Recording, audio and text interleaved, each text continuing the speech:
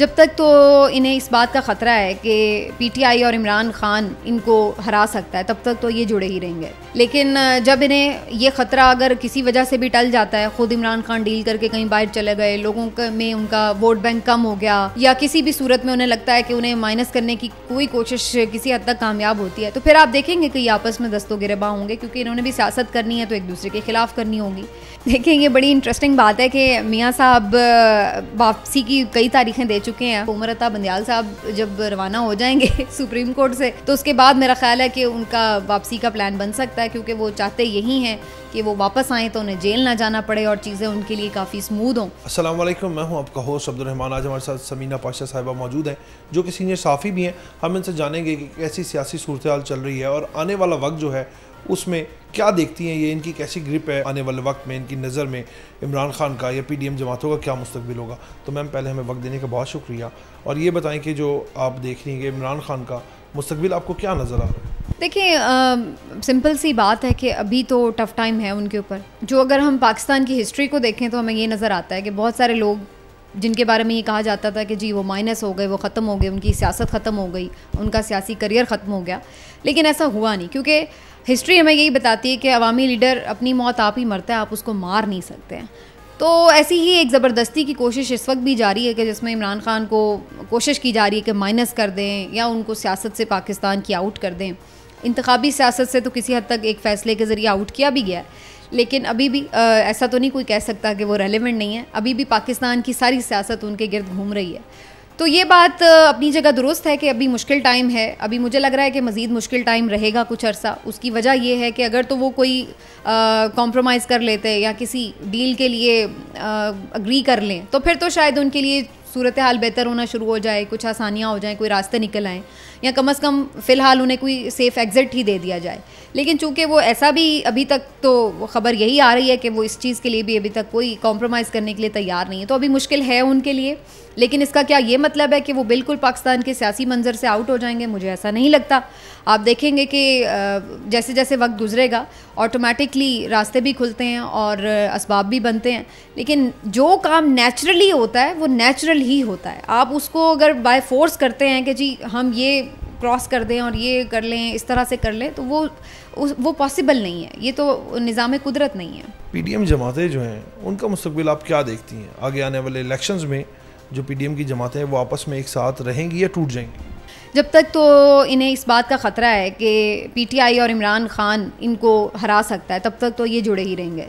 लेकिन जब इन्हें ये ख़तरा अगर किसी वजह से भी टल जाता है, ख़ुद इमरान खान डील करके कहीं बाहर चले गए, लोगों में उनका वोट बैंक कम हो गया, या किसी भी सूरत में उन्हें लगता है कि उन्हें माइनस करने की कोई कोशिश किसी हद तक कामयाब होती है, तो फिर आप देखेंगे कि ये आपस में दस्तो गिरबा होंगे, क्योंकि इन्होंने भी सियासत करनी है तो एक दूसरे के खिलाफ करनी होगी।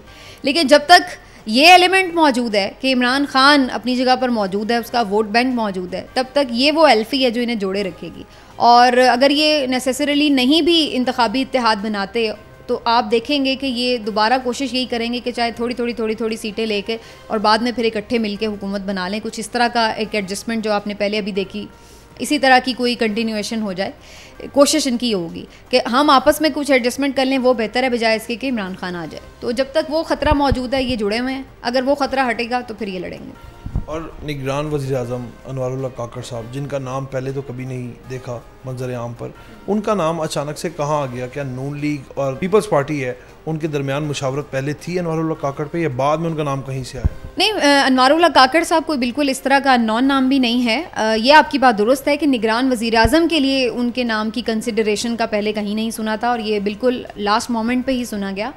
बाकी ये तो ज़रूर है कि ज़ाहिर है पहले से वो सेनेटर भी हैं और थे, अब तो खैर उन्होंने रिज़ाइन कर दिया सेनेट की नशिस्त से, तो वो बहुत सारे हलकों के बड़े पसंदीदा, और जो ख़ास तौर पे बलूचिस्तान की रिप्रेजेंटेशन है, जब भी आप बात करते हैं ना बलूचिस्तान की रिप्रेजेंटेशन की, तो वो फिर आप समझ जाएं कि वो काफ़ी हद तक जो इस्टेब्लिशमेंट के करीब सियासतदान हैं वो उनको रिप्रेजेंट भी करते हैं, और उन्हीं के आप कह लें कि मुशावरत उनकी शामिल होती है उनके फ़ैसलों में।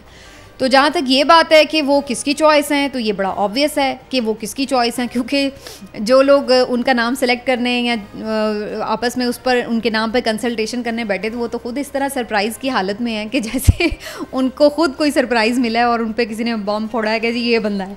तो ये वाली सूरत हाल लग रही है। आप देख लें कि निगरान जो वज़ीर आज़म है उन्होंने हलफ उठा लिया, लेकिन ना तो मियाँ साहब नवाज शरीफ साहब की तरफ से, ना मरीम नवाज साहिबा की तरफ से, और इवन शहबाज शरीफ साहब ने भी बड़ी देर में जाके कहीं उन्हें मुबारकबाद दी। तो अगर देखें मेरी चॉइस का एक बंदा हो, मैंने उसका नाम दिया हो और वो बने, तो मैं तो फ़ौरन से खुश होंगी और उस पर अपना आके मुबारकबाद दूंगी, लेकिन ऐसा नहीं हुआ। और इसी तरह से पीपल्स पार्टी भी अब एक बेचैन सी कैफियत में नज़र आ रही है। अब उसे 90 दिन के इंतखाबात की भी फ़िक्र हो रही है, और उसको निगरान सेटअप में जिस तरह से इग्नोर किया गया है उस चीज़ की भी उन्हें फ़िक्र हो रही है।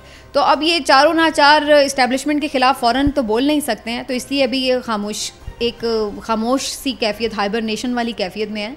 लेकिन ये बात ऑब्वियस है कि जो इस वक्त निगरान वज़ीर आज़म है और जो निगरान कैबिनेट भी इवन बनी है, ये ज़्यादातर जो है वो ऊपर से ही इसकी सारी अप्रूवल भी है, चॉइस भी है और कंसल्टेशन भी है। आपके अंदाजे के मुताबिक जो निगरान सेटअप है, निगरान वज़ीर आज़म है, ये कितने अरसे तक चलेगा और इलेक्शंस कब हो सकते हैं? सबका एक तो नज़रिया मुत्तफ़िक नज़र आता है कि जब तक इलेक्शन नहीं होने, जब तक कि इमरान खान की वापसी या पीटीआई की वापसी का रिस्क ज़ीरो नहीं हो जाता, जब तक ये ख़दशा मौजूद है कि वो अकेले ही बाकी तमाम पार्टी से ज़्यादा वोट ले सकते हैं, तो उस वक्त तक तो इलेक्शन प्लानिंग के मुताबिक तो यही है कि इलेक्शन ना करवाए जाएं।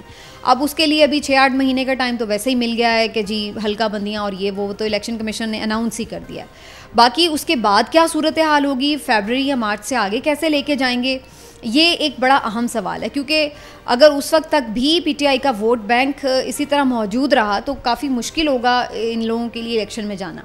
लेकिन अब इसमें देखना ये होगा कि ये प्रेशर कितना सस्टेन कर पाते हैं। उसकी वजह यह है कि जब आप 5 महीने 6 महीने तक इलेक्शन नहीं करवाएंगे तो उसके बाद ऑटोमेटिकली एक बेचैनी जो है वो बन जाएगी। अभी से भी इवेंट बनना शुरू हो गई। आप देख रहे हैं बार काउंसिल्स भी डिमांड करने लगे हैं कि जी, वकला भी कह रहे हैं हम तहरीक चलाएंगे, आप 90 दिन में इंतखाब करवाएं। पीपल्स पार्टी ने भी इंदिया दे दिया है और पीटीआई तो पहले ही इलेक्शन मांग रही है। तो ये एक सारा प्रेशर अंदरूने मुल्क बिल्ड होगा और फिर एक बैरूने मुल्क भी प्रेशर बिल्ड होगा, क्योंकि बहुत सारे मामलात ऐसे हैं जिसमें पाकिस्तान डायरेक्टली अपने तौर पर इंडिपेंडेंटली फ़ैसले नहीं कर सकता। पाकिस्तान जिस मईशत के बहरान में है वहाँ पर बहुत से मालियाती इदारों के स्टेक्स हैं पाकिस्तान के अंदर, उन्होंने पैसे दिए हैं, उन्होंने अपने पैसे वापस लेने हैं।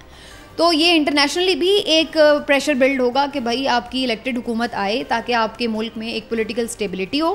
पॉलिटिकल स्टेबिलिटी हो तो उसके बाद फिर आपकी इकनॉमिक जो एक पूरा एक इकनॉमिक एक्टिविटी जो है वो एक रिवाइव हो, जनरेट हो और उसके बाद मुल्क में जो है वो अपनी डायरेक्शन पर चले।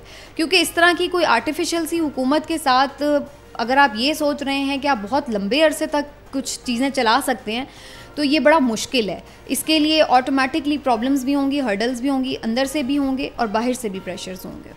तो ये अब असल में आपको फरवरी में जाके इसका सही तौर पर आइडिया हो पाएगा कि फिर हम इलेक्शंस की तरफ जा रहे होंगे या फिर हम अल्टीमेटली अगर इसको प्रोलॉन्ग करना है तो फिर मैं तो मुल्क में बहुत क्योस देख रही हूँ। और मियाँ मोहम्मद नवाज शरीफ सितंबर के कह रहे हैं 30 हफ्ते में उनके आने का इम्कान है।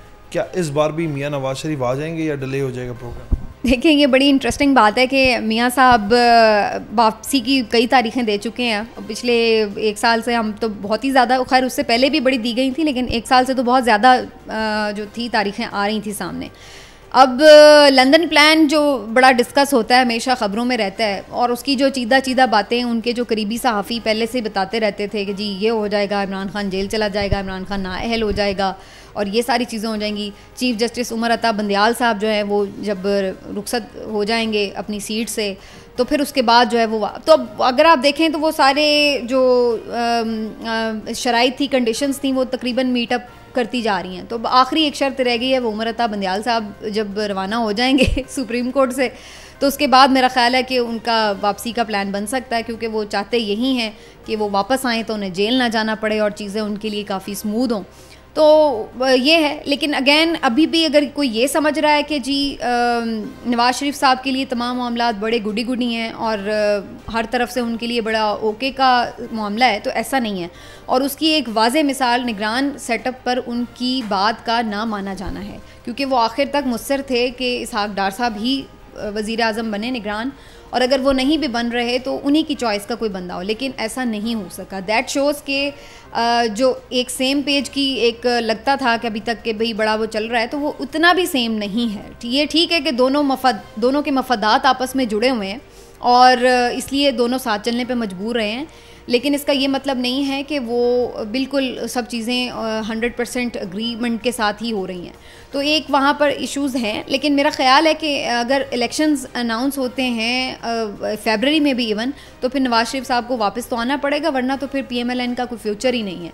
तो अब ये एक बात है कि उमर अता बंदियाल साहब के जाने का उन्हें इंतज़ार है, वो चले जाएंगे तो फिर देखते हैं नवाज शरीफ साहब आते हैं या नहीं। मरीम नवाज साहिबा इस तमाम सेटअप में कहीं नज़र नहीं आई, बहुत पीछे थी।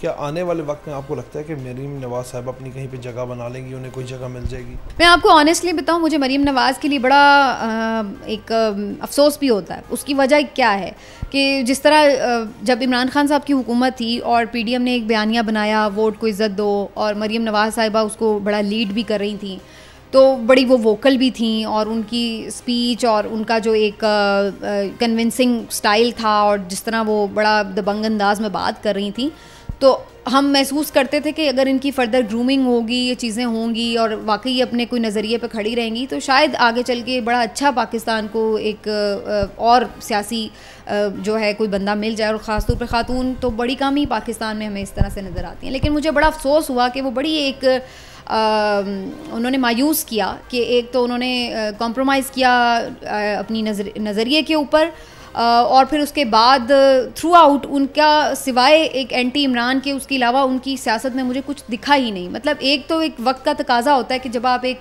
मूवमेंट चला रहे हैं एक हुकूमत के ख़िलाफ़, तो ज़ाहिर है आप इमरान खान को टारगेट कर रहे हैं, दैट्स फाइन। लेकिन इमरान खान को हटाने के बाद भी आपका फोकस इमरान खान के अलावा कुछ हुआ ही नहीं। आप कोई अपना विज़न देती, कुछ आपका पता चलता कि आप पाकिस्तान के लिए क्या सोच रही हैं, आगे आपका विज़न क्या है। लेकिन वो बहुत ही लिमिटेड सी उनकी एक मेंटल कैपेसिटी मुझे इस सूरत में नज़र आई कि वो कुछ भी इमरान खान को बुरा भला कहने के अलावा उनके पास कहने के लिए कुछ है ही नहीं है। तो ये बड़ा मैं डिसअपॉइंट हुई। अदरवाइज़ उनका जो पर्सनालिटी ऑरा था, जो कन्विंसिंग पावर, कम्युनिकेशन स्किल्स अच्छी थी, लेकिन वो पीछे उसका जो एक मटेरियल होना चाहिए था, सब्सटेंस, वो मुझे मिसिंग लगा। आगे चलकर वो कैसे परफॉर्म करती हैं, अभी बहुत सियासत पड़ी है पाकिस्तान में। ये तो सिर्फ एक फ़ेज़ है। अभी इमरान खान है, आगे 10-20 सालों में इमरान खान में भी नहीं हो, ज़ाहिर है ज़िंदगी मौत तो अल्लाह ताला के हाथ में, तो उसको पता है कि किसने कितना जीना है। लेकिन अभी तो बिलावल हों या मरियम हो, इन लोगों की बहुत सियासत है और अभी बहुत उतार चढ़ाव आएंगे, बड़े मौके आएंगे, कभी ये लोग अप होंगे, कभी डाउन होंगे। लेकिन जो चीज़ जिसने डिसअपॉइंट किया बेसिकली मुझे, तो वो ये थी कि मुझे पीछे जो है वो एक प्रोग्रेसिव बंदा नज़र आता है ना, कि जिसका एक विजन होता है, विजनरी बंदा होता है, एक लीडर, लेजेंड होता है। वो चीज़ मुझे मिसिंग लगी। बाकी पाकिस्तान के अवाम, आपको मालूम है कि एक हमारे यहाँ ट्रेडिशनल सी पॉलिटिक्स चलती है जिसमें डायनेस्टी का एक एलिमेंट जो है वो हमेशा हमें नज़र आता है। तो वो ठीक है कि जी वो मियाँ साहब के बाद मियाँ साहब की बेटी के नारे बज जाएंगे, लेकिन ये है कि वो लोग उन्हें एक्सेप्ट करते हैं। जैसे यानी भुट्टो साहब के बाद बीबी को एक्सेप्ट किया, बीबी के बाद जरदारी साहब और बिलावल को एक्सेप्ट किया, तो आगे आसिफा भी आ जाएंगी तो उनको भी एक्सेप्ट कर लेंगे। तो सेम वो एक, क्योंकि डायनेस्टिक पॉलिटिक्स का हमारे यहाँ एक ट्रेंड है, तो वो उसमें लोग आ जाते हैं। लेकिन अभी इतना आगे का प्रिडिक्ट करना बड़ा मुश्किल है। हमें देखना होगा कि पाकिस्तान के क्या हालात व वाक़यात बनते हैं और क्या उसके बाद की सिचुएशन होती है। बहुत शुक्रिया आपका। जैसे कि समीना पाशा साहिबा से हमने जाना कि आने वाले वक्त में सियासत का क्या माहौल होगा, मरीम नवाज़ साहिबा अपनी जगह कहाँ बना सकती हैं, और इमरान खान के बगैर सियासत का मैदान जो है वो खाली नज़र आ रहा है। इसी के साथ अपने मेज़बान को इजाज़त दीजिएगा, आपसे फिर मुलाकात होगी, तब तक के लिए अल्लाह ने के बाद।